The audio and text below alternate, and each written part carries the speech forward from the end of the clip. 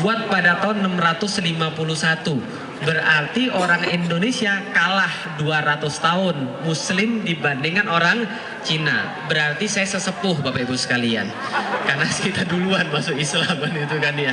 Nah kalau gitu kita nggak akan bahas tentang Islam Bapak Ibu sekalian. Perkenankan pada hari ini kami membahas tentang sebuah tema yang sangat penting Bapak Ibu sekalian, tentang bagaimana kemudian membangkitkan Islam. Karena kalau kita lihat sekarang Bapak Ibu sekalian, ini sangat memprihatinkan dengan kondisi umat muslim. Allah berkata di dalam Al-Quran seperti yang saya bacakan tadi, kuntum khairu umat ukhrijat linnas.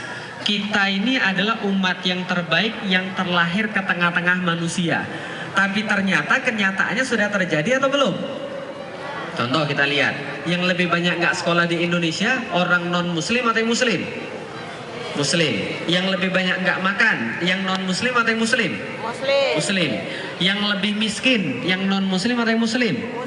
Muslim. Yang banyak sendal hilang di masjid? Muslim juga. Nah kalau begitu coba kita lihat, Allah katakan kita umat terbaik, sementara sekarang kita belum jadi umat yang terbaik.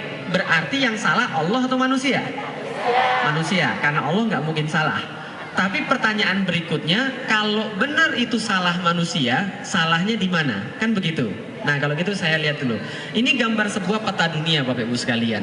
Nanti kalau kurang kelihatan, saya bagi presentasinya.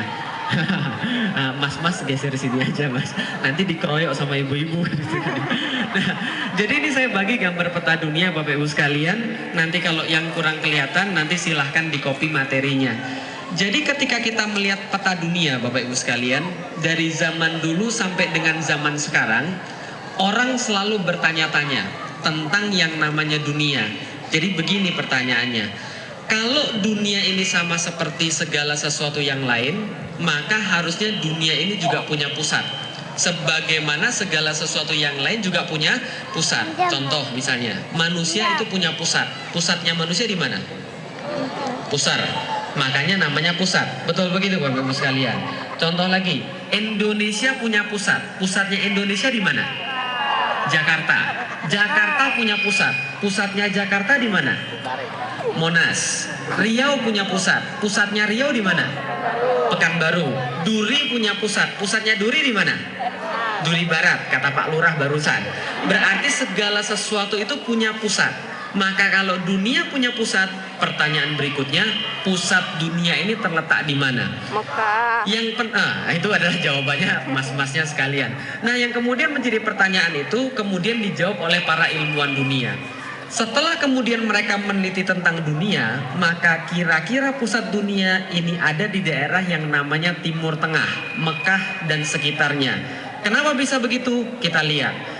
Pertama-tama kali dunia ini ternyata peradabannya terletak di daerah Timur Tengah. Di mana? Nih, di daerah yang namanya Mesopotamia. Nanti kalau misalnya ibu-ibu nggak tahu, lihat aja. Inilah daerah namanya Mesopotamia, tempat peradaban pertama manusia.